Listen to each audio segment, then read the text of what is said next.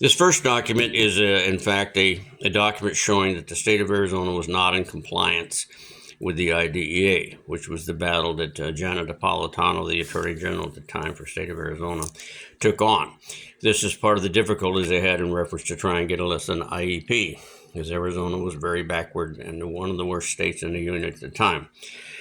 This second document is, in fact, a document that contained several exhibits that I presented them, one of which was the IEP form for Alyssa, but this is with the Corporation Commission, which was filed for numerous reasons. One, Quest was selling their customers phone information for $350 per 24-hour period to anyone who had the money without permission, which is, again, was in violation of federal law and even state law, but nobody was enforcing it. This other document here is from the Maricopa County Attorney's Office.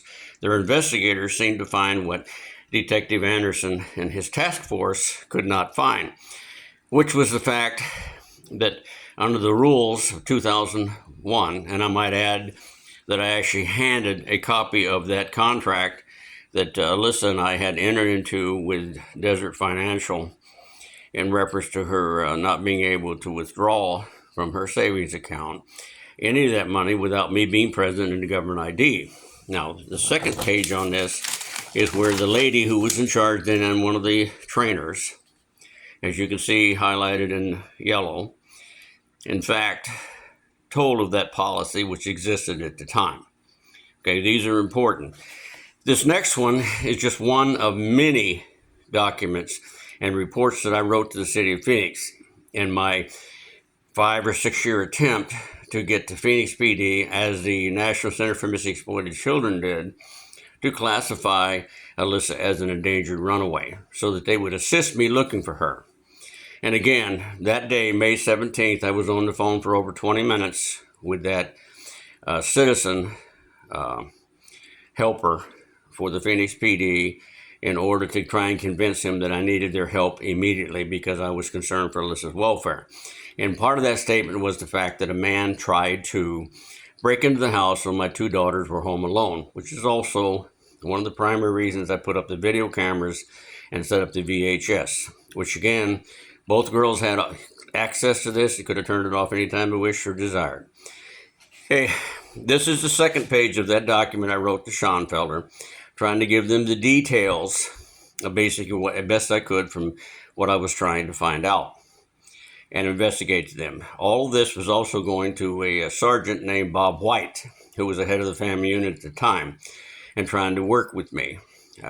I'm also the one that convinced National Center for Missing Exploited Children to open an office here, which again, according to the lady and the tape conversations I had, which she knew she was being taped, that the Phoenix PD was harassing them.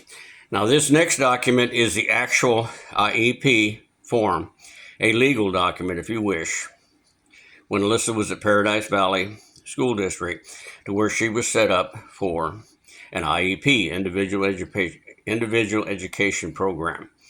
Now, in this document, it shows without a doubt that Alyssa was not an average student, okay?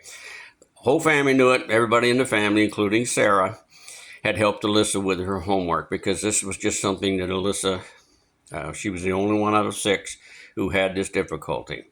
And the family tried to keep it as a secret, but now it's nationally known. So this document is the one that supposedly, this is one of the ones that I handed to Detective Anderson and Summershoe, and of course they were lost. This is what the prosecution did not want to bring into the courtroom. This document is from Chris Rittenauer. Now, he describes Paul Abbott to me, and I had to try and find out who this guy was and where he came from by just this information he gave.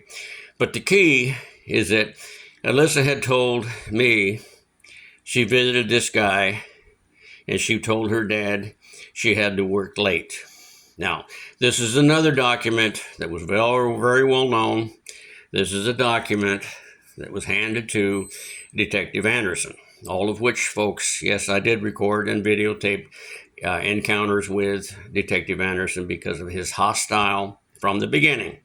He was never kind or formidable. He started approaching my medical doctors and trying to force them to give them private information, in which they had called me and told me what he was trying to do. He was also going to the neighbors who were hostile, as he wrote in his own report, because they were upset, including Judy, the one that openly spoke about, for her own moment of fame, about these plastic pipe bombs. And this, Judy told me that she was very upset because she wanted to know why the Phoenix PD waited 7 years before they started looking for Alyssa. So if you look at these documents, what you find, oh shit,